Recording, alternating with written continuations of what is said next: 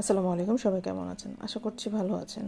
তো আমরা দেখছি যে কয়েকদিন ধরেই বাংলাদেশে বিশেষ করে ইসকনদের নিয়ে ইসকন এবং যে তাদের যে প্রভু যাকে ধরা হয়েছে তাকে নিয়ে বাংলাদেশে নানা রকম ঝামেলা হচ্ছে এবং ভারতীয় মিডিয়া কিন্তু একদম ভারতীয় মিডিয়া বলেন বা ভারতীয় যে বিজেপি সরকার বলেন তারাও কিন্তু এখন নানা রকমভাবে বাংলাদেশকে উত্তেজিত করার চেষ্টা করছে।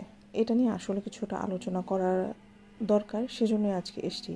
কারণ আমরা দেখতে পাচ্ছি যে ভারতীয় মিডিয়া বা মোদি মিডিয়া বা ভারত, আওয়ামী লীগ এবং শেখ হাসিনা মিলে বাংলাদেশকে নিয়ে আসলে একটা মানে কি বলবো, বাংলাদেশের জন্য একটা বিশাল একটা ষড়যন্ত্র বা নীল নকশা তৈরি করার চেষ্টা করছে বাংলাদেশটাকে ধ্বংস করার জন্য।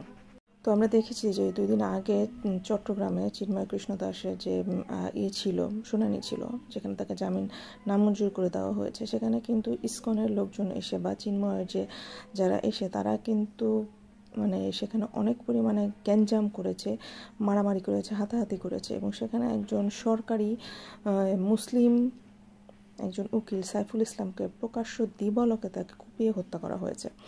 এবং এটাকেও ভারতীয় মিডিয়া বলেন বা আওয়ামী লীগের যারা দোসররা আছে বা শেখ হাসিনা আছে তাদের দলের লোকজন, বিশেষ করে ভারতীয় মোদি মিডিয়া, তারা কিন্তু এটাকে বলছে যে এই খুনটাকে টোটালি তারা উল্টিয়ে দিয়েছে। তারা বলছে যে সে হচ্ছে মুসলিম হলেও সে চিন্ময় কৃষ্ণ দাসের উকিল ছিল বলে তাকে মুসলমানরা তাকে কুপিয়ে হত্যা করেছে। ঠিক আছে, কিন্তু সে কিন্তু সরকারি দলের উকিল ছিল, বাংলাদেশের হয়ে সরকারের হয়ে কিন্তু চিন্ময় কৃষ্ণ দাসের বিপরীতে কিন্তু সে অবস্থান করছিল এবং সে আদালত থেকে বের হওয়ার পরে পুলিশ হাজারো মানুষের সামনে তাকে নির্মমভাবে কুপিয়ে হত্যা করা হয়েছে। এবং এটাকে নিয়েও ভারতীয় মিডিয়া বলেন, মোদি বলেন, তারা কিন্তু এটাকে নিয়ে এখনও অপপ্রচার চালাচ্ছেন। এবং যেহেতু এই হত্যাকাণ্ডটা দিনের বেলা হয়েছে, তো এটার অনেকগুলো ভিডিও ফুটেজ আছে। ভিডিও ফুটেজে এটা কিন্তু প্রমাণিত হয়েছে আসলে যারা এই যে উকিল, আমাদের যে সরকারি উকিল যাকে হত্যা করেছে কুপিয়ে, তাকে কারা মেরেছে তারা হতে পারে ইসকনেরও হতে পারে, আওয়ামী লীগেরও হতে পারে। ঠিক আছে, এর আগে কিন্তু আমরা দেখেছি যে ইসকনের নানা রকম মিটিং মিছিলে বা চিন্ময়ের সাথে গ্রেফতার করার পরে ওখানে যারা মিটিং মিছিল করেছিল তাদের মধ্যে কিন্তু আওয়ামী লীগের লোকজনকে চিহ্নিত করা গেছে। ঠিক আছে, এবং এই ভিডিও ভাইরাল হওয়ার পরে তাদেরকে চিহ্নিত করার পরে যারা তাকে এই নির্মমভাবে হত্যা করেছে তাদের চিহ্নিত করার পরে দেখা গেল যে তারাও কিন্তু আওয়ামী লীগের যে নেতা চামুন্ডারা আছে তাদের আন্ডারে কাজ করত এবং তারাই এই কাজগুলো করেছে। কিন্তু ভারত মিডিয়া এটাকে কী বলছে, এইসব জিনিসগুলো ভারত মিডিয়া কখনোই খুঁটিয়ে দেখবে না এবং তারা চিন্ময় কৃষ্ণ দাসকে কিন্তু ইসকনের সদস্য বলছে। আমরাও জানি যে ইসকনের যে সদস্যরা আছে বা ইসকন যে আছে তাদের একটা গোপন একটা কি বলবো, একটা প্রোপাগান্ডা বলবো বা একটা গোপন একটা পরিকল্পনা নিয়ে তারা কিন্তু বাংলাদেশে এসেছে। আমরা জানি তারা হচ্ছে অখণ্ড ভারত চায়। ঠিক আছে, এই এই আশা নিয়ে কিন্তু তারা বাংলাদেশে ঢুকেছে এবং নানা রকম খারাপ কাজের সাথে কিন্তু তারা জড়িত। এবং চিন্ময় কৃষ্ণ দাসকে মেবি আরও 4-5 মাস আগে ইসকন থেকে বাতিল করে দেওয়া হয়েছে। সেটা হচ্ছে কী কারণে? সে হচ্ছে শিশু নির্যাতন করত। ঠিক আছে, কিন্তু এই জিনিসটাকে সে যে এখন প্রতারিত একজন ইসকন কর্মী সেটা কিন্তু ভারতীয় মিডিয়া বলছে না। ঠিক আছে, এবং তারা বলছে যে সে ইসকনেরই সদস্য এবং সে কী কাজ করে ইসকন থেকে প্রতারিত হয়েছে সেটাও কিন্তু তারা তুলে ধরছে না। তার মানে বোঝা যাচ্ছে যে তারা হচ্ছে পরিকল্পিতভাবে এই কাজগুলোকে করছে এবং তাদের কাছে একটা মানুষের চরিত্র কেমন, ক্যারেক্টার কেমন, লুজ ক্যারেক্টার না একটা জঘন্য মন মানসিকতার ক্যারেক্টার, ঠিক আছে, এইসব নিয়ে তাদের কোনো মাথা ব্যথা নেই। তাদের হচ্ছে একটা মুদ্রা পাইতে হবে, সেটা বাংলাদেশকে নিয়ে, এবং সেটাকে তারা ঘুরিয়ে ফিরিয়ে উল্টা করে মিথ্যা প্রচারণা করে বাংলাদেশের মধ্যে তাদের এটা হচ্ছে প্রচার করতে হবে। এটাই হচ্ছে এখন তাদের মূল যে লক্ষ্য। ভারতীয় মিডিয়া বলেন, বিজেপি মোদি সরকারের বলেন বিশেষ করে। ঠিক আছে, এই যে চিন্ময় কৃষ্ণ দাসকে যে আটক করা হয়েছে, তাকে আটক করা হয়েছে যে বাংলাদেশের পতাকাকে অবমাননা করার জন্য দেশদ্রোহী হিসেবে আটক করা হয়েছে। এটা কিন্তু কোনো ধর্মীয় বা সাম্প্রদায়িক কোনো কারণে তাকে কিন্তু হিন্দু বলে তাকে আটক করা হয়নি। এটা কিন্তু ভারতীয় মিডিয়া কিন্তু প্রচার করবে না। ঠিক আছে, তারা কি প্রচার করছে? তারা হচ্ছে একটা হিন্দুত্ববাদে কার্ড খেলছে যে তাকে হিন্দু বলে তাকে ধরা হয়েছে বা তাকে গ্রেফতার করা হয়েছে।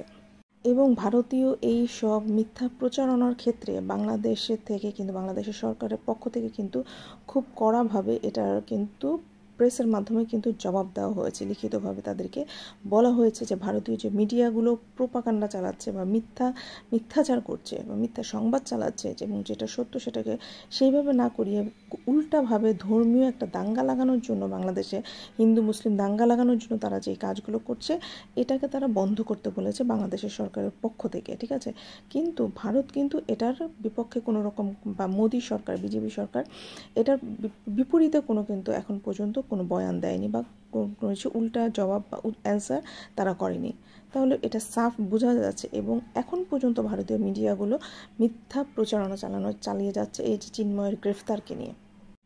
তো যেটা প্রধান মুদ্রা সেটা হচ্ছে যে চিন্ময় কৃষ্ণ দাসকে যখন আটক করা হয় তখন কিন্তু সাথে সাথে কিছুক্ষণের মধ্যে কিন্তু ভারত সরকারের পক্ষ থেকে একটা জবাব এসেছে বা একটা করা হয়েছে যে চিন্ময় কৃষ্ণ দাসকে হচ্ছে মুক্তির জন্য তাকে বলা হয়েছে বাংলাদেশের সরকারকে, এবং পরবর্তীতেই হচ্ছে বাংলাদেশ সরকার এটার একদমই কঠোরভাবে শক্তভাবে মেরুদণ্ড সোজা করে তাদেরকে অ্যান্সার করে দিয়েছে যে আপনারা ভারতরা বা ভারতীয় মিডিয়ারা আপনারা বাংলাদেশের অভ্যন্তরীণ বিষয়ে কোনো কথা বলতে আসবেন না বা নাক গলাতে আসবেন না। এটা বাংলাদেশের অভ্যন্তরীণ বিষয়, বাংলাদেশ সরকার বাংলাদেশের জনগণ বুঝবে এটা নিয়ে কী করতে হবে।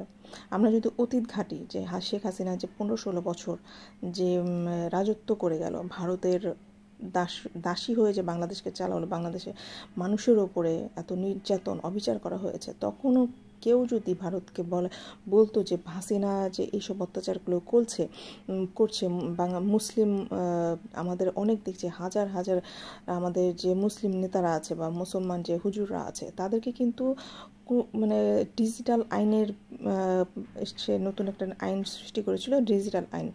সেই আইনের আন্ডারে কিন্তু হাজার হাজার আমাদের যে মুসলিম যে লিডাররা আছে তাদেরকে কিন্তু তারা নিয়ে গেছে কারাগারে। ঠিক আছে, এখনও পর্যন্ত অনেকে ওইখানে সার্ভাইভ করছে। তখন কিন্তু ভারত কিছুই বলে নাই, এবং বিরোধী দলের ওপরেও কিন্তু অনেক নির্যাতন নিপীড়ন হয়েছে। যখন তখন যেখান থেকে সেখান থেকে মানুষকে তুলে নেওয়া হয়েছে, গুম করা হয়েছে, হাজার হাজার মানুষকে হত্যা করা হয়েছে। তখন যদি ভারতের কাছে কেউ কিছু বলতো বা সাহায্য চাইতো যে ভারত কিছু বলেন আপনারা, তখন কিন্তু ভারত ঠিকই বলতো যে আপনাদের এখানে যাই হোক না কেন, যত নির্যাতন নিপীড়নই হোক না কেন, এটা আপনাদের সরকারের এবং আপনাদের সব বাংলাদেশের অভ্যন্তরীণ বিষয়, এখানে আমাদের কোনো কথা বলার নেই।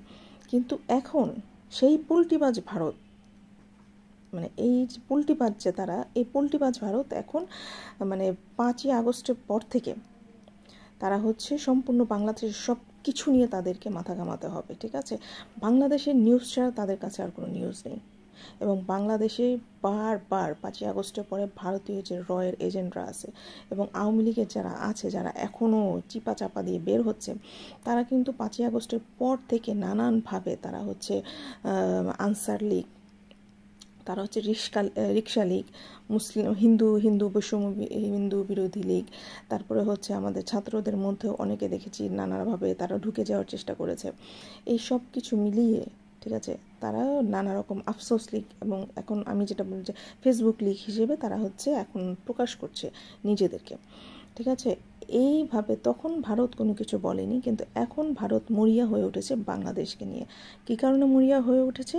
কারণ এখন তাদের যে পাপেট যে সরকার আছে তাকে কিন্তু তারা এখন আর পাচ্ছে না। ঠিক আছে, এবং আমরা দেখেছি যে চিন্ময় কৃষ্ণ দাসকে মানে গ্রেফতার করার পর থেকে তাদের যে একজন মন্ত্রী আছে বিজেপির, সে হচ্ছে যে বর্ডার আটকে দেওয়ার ঘোষণা করেছে। সে বলছে যে ভারতীয় হিন্দুদের ওপরে এত অত্যাচার করা হচ্ছে, তাদের প্রভুকে আটকে রাখা হয়েছে, এই জন্য তারা হচ্ছে 30 তারিখে হচ্ছে বর্ডারে বাংলাদেশের বর্ডার আটকে দিবে।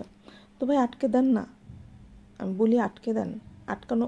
আটকানোটা উচিত আপনাদের, তাতে বাংলাদেশের কোনো লস হবে না। আসলেই বাংলাদেশের কোনো লস হবে না, যত লস হবে তত আপনাদের হবে। কারণ বাংলাদেশ আপনাদের কাছ থেকে জিনিস আনে বেশি, বাংলাদেশ থেকে আপনাদের কাছে জিনিস যায় কম। ঠিক আছে, তো আপনাদের একটা অংশ মানে কাঁচামালের যে একটা অংশ পেঁয়াজ আলু গম এই বা বাংলাদেশের যে চিকিৎসা করতে যায় ভারতে, পর্যটকরা যায়, আপনাদের একটা বিশাল অনেক বড় একটা ইকোনমিক সাপোর্ট কিন্তু আপনারা বাংলাদেশ থেকে দেন। তো আপনি যদি মানে বর্ডার আটকাতে আসেন পশ্চিমবঙ্গের মানুষই আপনাকে দোলে পিষে মেরে ফেলবে। ঠিক আছে, আসেন না, আপনার সাহস থাকলে আসেন, বর্ডার আটকে দেন। আমি বলবো যে ভারতের বর্ডার আটকানোর আগে বাংলাদেশের সরকারের আসলে পদক্ষেপ নেওয়া উচিত। ভারত বয়কট করে দেওয়া, ভারতের কাছ থেকে কোনো কিছু আনা হবে না, ঠিক আছে, কোনো কাঁচামাল আনা হবে না, কোনো চিকিৎসার জন্য ভারতে যাবে না, কেউ ঘুরতে ভারতে যাবে না, ঠিক আছে। চিকিৎসার জন্য আমি মনে করি এখন মানুষের হয়তো বা একটু কষ্ট হতে পারে কিছুদিন, কিন্তু বাংলাদেশেও কিন্তু খুব ভালো ভালো চিকিৎসা বা হাসপাতাল আছে, শুধু পরিচর্যা, দেখাশোনা, ভালো একটা ডাক্তার এবং প্রশিক্ষিত ডাক্তারের অভাবে। এটা নিয়ে আমার একটা বড় ভিডিও আছে যে এটা কিভাবে ভারত থেকে মুক্তি পাওয়া যায়। তো আমাদের যে আপনারা চিকিৎসার জন্য যদি বলেন, যাবো না আমরা, সমস্যা নেই, কোনো সমস্যা নেই, অন্য দেশে যাবে, একটু ব্যয় বেশি হবে, অন্য দেশে যাবে, বা বাংলাদেশেও হাজার হাজার ভালো ডাক্তার আছে, ঠিক আছে। আপনারা যদি শস্য না দেন বা খাবারের দ্রব্য না দেন, পেঁয়াজ আলু না হলে নাকি বাংলাদেশের মানুষ চলে না, দিয়েন না রে ভাই। এই যে কয়দিন আগে পাকিস্তান থেকে এসছে না, এরপরে চীন থেকে আসবে, শ্রীলঙ্কা থেকে আসবে, মালদ্বীপ থেকে আসবে, নেপাল থেকে আসবে, যে কোনো জায়গা থেকেই আসবে, সমস্যা নাই, আপনারা আটকে দেন। আমি বলবো যে আপনারা বর্ডার বন্ধ করে দেন প্লিজ, এবং বাংলাদেশের সরকারের বলবো ভারতীয় কোনো ভিসা বাংলাদেশ থেকে আসলে দেওয়া বন্ধ করে দিতে। তাহলে আসলে তারা বুঝবে যে তারা বাংলাদেশ থেকে কি পরিমাণে সাহায্যটা পায়। একবার তো কিছুদিন আগেই একবার আটকা কী করেছিলেন, বর্ডার আটকে দিয়েছিলেন, কাঁচামাল আসবেন না, পরে নিজেরাই ইচ্ছা করে আবার বর্ডার খুলে দিয়েছে, কারণ দেখতে পাচ্ছেন যে আপনাদের কৃষকদের শস্য নষ্ট হয়ে যাচ্ছে, পচে যাচ্ছে, কৃষকরা যে আপনাদের যে কি বলে রাজস্থানে যে ওখানে যে আপনাদের কাঁচামাল বা পেঁয়াজ আলু যারা হয়, সেই সব কৃষকরা এসে আপনাদেরকে আন্দোলন করছে, তাদের শস্য নষ্ট হয়ে যাচ্ছে। আপনাদের বিশাল জনগোষ্ঠীর একটা ইনকাম বাংলাদেশের উপরে নির্ভর। তো আপনারা চাইলেও বর্ডারটা আটকাতে পারবেন না, আর যদি মনে করেন আপনারা আটকাতে পারবেন, আটকান ভাই, প্লিজ আটকায় দেন, আপনাদেরকে রিকোয়েস্ট করছি, আটকায় দেন। বাংলাদেশের কিচ্ছু আসবে যাবে না, ইনশাল্লাহ বাংলাদেশের কিচ্ছু আসবে যাবে না, বাংলাদেশের বীরের দেশ সারভাইভ করে যাবে, মরবেন হচ্ছে আপনাদের পশ্চিম বাংলায়, ঠিক আছে। এটা একটু চিন্তা ভাবনা করে তারপরে কথা বলবেন। এবং আমি আওয়ামী লীগের লোকজনদেরকে উদ্দেশ্যে বলবো যে আপনারা যে এই যে হাসিনার বা ভারতের ইন্ধনে যে বাংলাদেশের যে মানে অস্থিতিশীল করার চেষ্টা ভাবনা করছেন বা চিন্তা করছেন বা করেই যাচ্ছেন টানা, আপনারা কি একবার চিন্তা করেছেন যা এই যে হাসিনার ফোন কলে বা আওয়ামী লীগের যে নেতারা যারা এখন কোটি কোটি টাকা পাচার করে বাংলাদেশ থেকে পাচার করে পালিয়ে যেতে সক্ষম হয়েছে, তারা বাহির থেকে ষড়যন্ত্র করছে, পরিকল্পনা করছে, এবং আপনারা সেই পরিকল্পনার ফাঁদে পা দিচ্ছেন। আপনাদের নেত্রী যখন আপনাদের বাংলাদেশে যখন টিকতে পারলো না বাংলাদেশের ছাত্রদের জনসাধারণের সামনে, তখন কিন্তু সে তার পরিবারের শুধু তার বোনকে নিয়ে পালিয়ে গেছে, চলে গেছে, ঠিক আছে, তার দলের কোনো লোককে কিন্তু সে জানায়নি। এবং আওয়ামী লীগের এটা হচ্ছে তাদের বংশগত একটা পরিচয়, পালিয়ে যাওয়া। বঙ্গবন্ধু শেখ মুজিবুর রহমানও কিন্তু পালিয়ে গিয়েছিল পাকিস্তানে, যুদ্ধের ভয়ে, পশ্চিম পাকিস্তানের ভয়ে। সে বলেছে যে তাকে তুলে নেওয়া হয়েছে, কিন্তু তাকে তুলে নেওয়া হয়নি, সে জামাই আদর হয়ে সে ওখানে চলে গেছে। এবং সে যুদ্ধের যে 9 মাস, সে 9 মাস কিন্তু তাকে পাকিস্তান থেকে বেতন দেওয়া হতো, তার যে নির্দিষ্ট বেতন ছিল সেটা কিন্তু সে পেত। তার মানে কি তাকে কি গ্রেফতার করে নেওয়া হয়েছে? না, সে স্বেচ্ছায় পাকিস্তানে চলে গেছে। তো এই যে পালিয়ে যাওয়ার যে টেন্ডেন্সিটা, এটা শেখ পরিবারের হচ্ছে রক্তের ভেতরে। আপনাদের এদের রক্তটা বুঝতে হবে, এদের যে কর্মকাণ্ড বা এদের যে পূর্ব ইতিহাস এবং হাসিনার যে ইতিহাস, সে কিন্তু চলে গেছে আপনাদের কাউকে না জানিয়ে, ঠিক আছে। এবং কি তার দলের কোনো মন্ত্রিসভাটা জানেনি, এবং তার যে ঘনিষ্ঠ, তার যে পররাষ্ট্র ছিল, যার প্রেসিডেন্ট যে ছিল, সেও কিন্তু বললো যে শেখ হাসিনা চলে গেল, কিছু বলেও গেল না, জানিয়েও গেল না, ঠিক আছে। তো এই যে তার মতো যে একজন স্বৈরাচার, খুনি এবং সাইকো কিলারের কথা চিন্তা করে, কথা শুনে আপনারা যে কাজগুলো করছেন, দেশটা তো ভাই শুধু আমাদের না, আপনাদেরও। নাকি আপনারা আপনারা হাসিনাকে ছাড়া আপনারা কিছু বোঝেন না? নাকি আপনাদের চোখের চশমা পড়া? নাকি আপনারা অন্ধভক্ত? পরিশেষে যদি কোনো ঝামেলা হয়, কোনো কিছু হয় আপনাদের উপরে, এই শেখ হাসিনার পরিবার বলেন বা আওয়ামী লীগের যত বড় বড় নেতারা চলে গেছেন, তারা কিন্তু আপনাদেরকে বাঁচাতে আসবেন না। তারা কিন্তু ওই বাইরে বসেই কিন্তু আপনাদের দিয়ে কলকাঠি নাড়বে এবং আপনাদের প্রাণটাই তারা ঝরাবে সারা জীবন। তো দেশ শেষে দেশটার কিন্তু আমাদের। তো এই শেখ হাসিনার মতো একজন চরম সন্ত্রাসী সাইকো কিলারের কথা না শুনে দেশটাকে ভালোবাসতে শিখুন, দেশের মানুষকে ভালোবাসতে শিখুন। এবং এই যে আপনারা যে হত্যাকাণ্ড চালাচ্ছেন, এই যে অন্যান্য দলের সাথে মিশে যে আপনারা বাংলাদেশে অরাজকতা করছেন, এখনও খুন খারাপি করছেন, এগুলো বন্ধ করে দেন। এতটুকুও যদি মনুষ্যত্ববোধ থাকে আপনাদের ভেতরে, তো তাহলে আপনারা ফিরে আসুন দেশটাকে ভালোবেসে। স্বীকার করুন আইনের কাছে যে আমার অন্যায় হয়েছে। হ্যাঁ, আইন আপনাদের শাস্তি দেবে, শাস্তির পরে আপনারা পরিষ্কার মানুষ হয়ে দেশকে গড়ার হাতে নেন, গড়তে বাংলাদেশের মানুষের সামনে থাকেন। ভারতের এবং হাসিনার কাঠপুতলি হয়ে যান না। ওরা যেভাবে পুতুল নাচ নাচাবে আপনাদেরকে, সেই পুতুল হয়ে যায় না আপনারা। আপনাদের নিজেদের বুদ্ধি চিন্তা শক্তি দিয়ে একটু চিন্তা করেন, ঠিক আছে? আর হাসিনা যদি এখন বাংলাদেশে ফিরেও আসে, সে কিন্তু আর বাংলাদেশের সরকারে বসবে না, সে কিন্তু এসেই কিন্তু গদিতে বসবে না। আমরা চাচ্ছি যে সে ফিরে আসুক। বাংলাদেশে কিন্তু বর্তমানে একজন সরকার এখন আছে। আপনারা যদি ভেবে থাকেন সে ঠুস করে ঢুকে যাবে, যে কোনো সময় ঢুকে গেলেও সে এখন আর গণভবনেও যেতে পারবে না, বা মন্ত্রীদের যে এলাকা আছে সেখানেও যেতে পারবে না। তাকে সোজা আইনের কাছে সোপর্দ করা হবে এবং তাকে শাস্তি দেওয়া হবে, সে জেলে যাবে। এই কথাটা আপনাদেরকে মাথায় রাখতে হবে, ঠিক আছে? এই কথাটা মাথায় রেখে আপনাদের কাজ করতে হবে। আমরা দেখেছি যে 5ই আগস্টের পরে প্রায় কয়েকদিন, এক সপ্তাহের মতো বাংলাদেশ কিন্তু সরকার ছাড়া ছিল।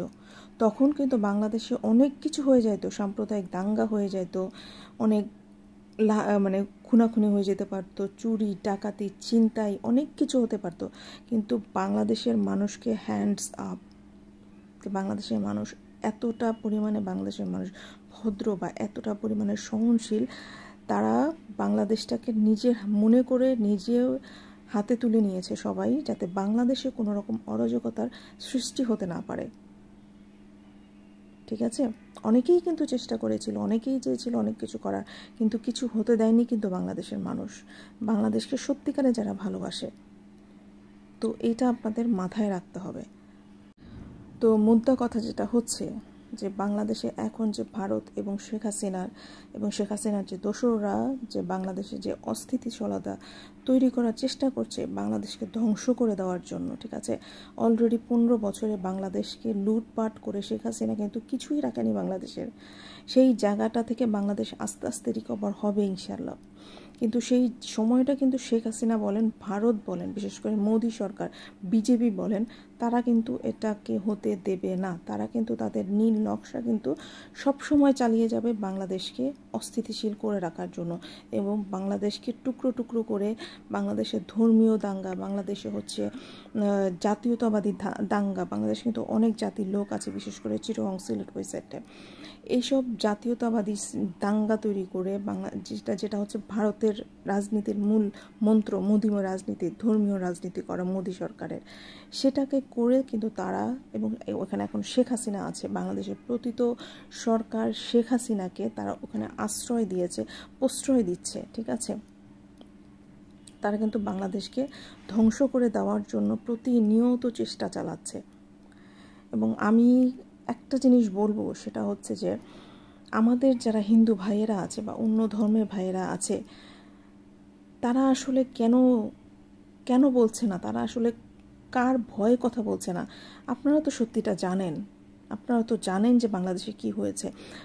আমার যতটুকু পরিচিত হিন্দু ভাই বোনেরা আছে, আমি এখন পর্যন্ত শুনিনি তাদের ওপরে ধর্মীয় কারণে কোনো আক্রমণ করা হচ্ছে।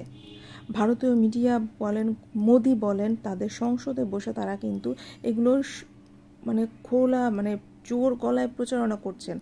কিন্তু বাংলাদেশের যে মিডিয়াগুলো আছে, সেই মিডিয়াগুলোকে আমি এখন হয়তো বা 2-1 জন কথা বলে, কিন্তু বাংলাদেশের বড় বড় মিডিয়াগুলো, ভারতীয় মিডিয়াগুলো যেভাবে কুখ্যাত ভাষায় তারা ডক্টর মোহাম্মদ ইউনূসকে, আমি একটা মিডিয়াতে যে রিপাবলিক টিভির একজন মহিলা সাংবাদিককে বললাম, রক্তচোষা শয়তান বলে তাকে আখ্যায়িত করছে আমাদের সরকারকে, ঠিক আছে?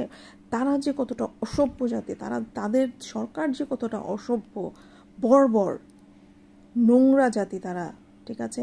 তাদের দেশে দলিতদের তো তারা কখনোই মানুষ মনে করে না, নিজের ধর্মের লোকজনকে তারা মানুষ মনে করে না, মুসলমানদেরকে তারা মানুষ মনে করে না, খ্রিস্টানদেরকে করে না। তাদের যে উত্তরবঙ্গে যে আসাম, মণিপুরি, এখন পর্যন্ত ওখানে দাঙ্গা চলছে, হাজার হাজার মানুষকে তারা হত্যা করছে। তারা নিজেরাই নিজেদের দেশের মানুষকে হচ্ছে তারা মানুষ মনে করে না। তারা এখন এসছে বাংলাদেশকে নিয়ে কথা বলতে, ঠিক আছে। তারা বর্ডার আটকে দেবে। আটকে দেন না রে ভাই, বলছি তো আটকে দেন, আমাদের কিচ্ছু আসবে যাবে না। আমার একটাই কথা আপনাদের জন্য থাকবে যে কথা কম বলো প্রিয়, কথা কম বলো, ঠিক আছে। শুধু পটাশ পটাশ করে বেলুন ফোটানোর মতো বাস্ট করলে বেলুনের মধ্যে শুধু হাওয়াই থাকে, আর কিছু থাকে না। শুধু কথা কম বলো প্রিয়, ভারতের উদ্দেশ্যে আমার বলা। এবং আমি বলবো বাংলাদেশের যারা হিন্দুরা আছে তারা আসলে আপনারা ভাই বোনেরা একটু প্লিজ সামনে আসেন, সামনে এসে কথা বলেন। এখন সবার হাতে মোবাইল আছে, ক্যামেরা আছে, ঠিক আছে। তো নিজেদের বক্তব্যগুলো প্লিজ নিজেরা প্রচার করেন। ওরা যেভাবে বাংলাদেশকে অপপ্রচার চালাচ্ছে, বাংলাদেশের সত্যটা আপনারা, বাংলাদেশের যে ভাই বোনেরা আছে হিন্দু এবং অন্যান্য ধর্মের ভাই বোনেরা আছে, তারা প্লিজ সামনে আসেন, আপনাদের কথা রাখেন, সত্যি কথাটা রাখেন, মিথ্যা বলছি না, সত্যিটা বলেন। এবং বাংলাদেশের মিডিয়াকে বলবো যে আপনারা প্লিজ ভারতীয় যে মিডিয়াগুলো যেভাবে আমাদেরকে কাউন্টার করছে, আপনারা কাউন্টার অ্যাটাক করেন তাদের উপরে, মিডিয়ার উপরে, ঠিক আছে। তারা যেটা বলছে তারা সেটাকে কাউন্টার করেন, কাউন্টারের জবাবটা দেন সেরকম কড়াভাবে। এই দেশটা আমাদের, আওয়ামী লীগ করেন, বিএনপি করেন, অন্য যে কোনো দল করেন, জামাত করেন, মাদ্রাসা, স্কুল, কলেজ, ভার্সিটি, যত সাধারণ রিক্সাওয়ালা থেকে শুরু করে ব্যবসায়ী পর্যন্ত সবাই কিন্তু আমরা বাংলাদেশি, বাংলাদেশটাকে আমরা ভালোবাসি। তো সবাই মিলে এই সব আওয়ামী লীগ এবং ভারতের যে নীল নকশা আছে বাংলাদেশকে ধ্বংস করার জন্য, সেটাকে প্রতিহত করতে হবে, আমাদের নিজেদেরকে উঠে দাঁড়াতে হবে, ঠিক আছে। ভারতকে এই সুযোগটা দিতে দেওয়া যাবে না। তো আপনারা আপনাদের জায়গা থেকে কথা বলুন, আমি আমার জায়গা থেকে আমি যতটুকু আমার বুদ্ধিতে কুলায়, আমি যতটুকু দেখি শুনি সেটুকু আমি আপনাদেরকে বলতে পারবো। আমার দ্বারা যতটুকু সম্ভব আমি ইনশাআল্লাহ করব। আপনাদের করার সময় এসছে। আমাদের যে অন্য ধর্মের যে ভাই বোনেরা আছে, প্লিজ বাংলাদেশটাকে গড়ার জন্য সবাই পাশে এসে দাঁড়ান এবং বাংলাদেশকে শান্ত করার চেষ্টা করেন। বিভাজন করেন না, প্লিজ করবেন না বিভাজন। 5ই আগস্ট আমরা যেভাবে দেখেছি পুরো বাংলাদেশের মানুষ উল্লাস করেছে স্বৈরাচারী হাসিনা চলে যাওয়ার পরে, সন্ত্রাসী হাসিনা চলে যাওয়ার পরে, আমি চাই বাংলাদেশের প্রত্যেকটা জনগণ সেই 5ই আগস্টের মতো একত্রিত হয়ে থাকুক, বাংলাদেশটাকে সেভাবেই আগিয়ে নিয়ে যান। বাংলাদেশটাকে সেই জায়গায় নিয়ে যাওয়ার জন্য সবার প্রচেষ্টা দরকার। প্লিজ বাংলাদেশে আর অশান্তি বাড়াবেন না। ভালো থাকবেন সবাই, আল্লাহ হাফেজ।